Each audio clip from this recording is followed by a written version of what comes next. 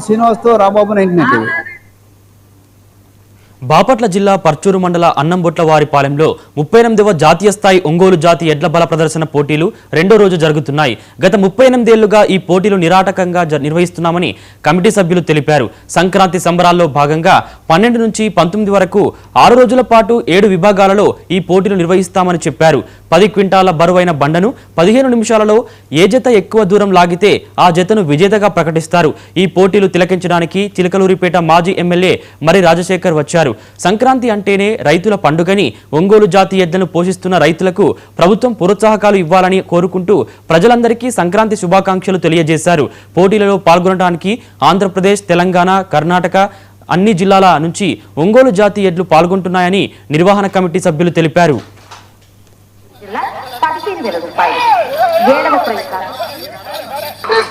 కొనసాగుతున్న జత కన్నా 27 సెకండ్లు వెనుకంజలో ఉన్నది.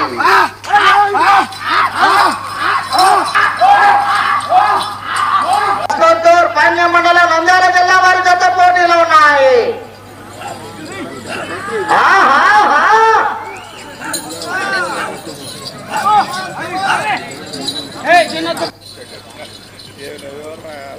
శ్రీ ఆంజనేయ స్వామి ఆశీస్సులతో బిఎన్ఆర్ బుల్స్ భక్తుల శ్రీనివాసరావు గారు నవలూరు మంగళగిరి మండలం గుంటూరు జిల్లా వారి జత పోటీలో ఉన్నాయి. అన్నంబొట్లవారిపాలెం గ్రామం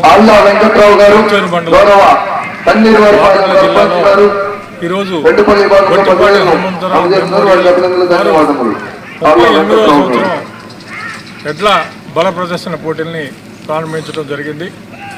ఈ సందర్భంగా రైతాంగం మొత్తానికి కూడా శుభాకాంక్షలు తెలియజేస్తా ఉన్నాను. రైతులు ఎద్దుల్ని ఎంతో ప్రేమతోటి, అభిమానంతో వాటిని పోషించడం జరుగుతూ ఉంది. మరి అటువంటి రైతులకి ప్రోత్సాహకరంగా ఉండటం కోసం ఇలాంటి ప్రదర్శన ప్రతి గ్రామంలో కూడా జరుగుతూ ఉంది. ఈ చుట్టుపక్కల ఉన్నటువంటి గ్రామాల్లో ఎడ్ల బల ప్రదర్శనని చాలా ఎక్కువగా నిర్వహించడం జరుగుతూ ఉంది. రైతాంగాన్ని ప్రోత్సహిస్తూ ఈ పశు పోషణ ఎవరైతే చేస్తూ ఉన్నారో వాళ్ళందరికీ కూడా ప్రోత్సాహాన్ని కల్పిస్తూ ప్రదర్శన నిర్వహిస్తూ పోషించడానికి ఇదొక మార్గంగా రైతాంగం కూడా ఎంచుకోవడం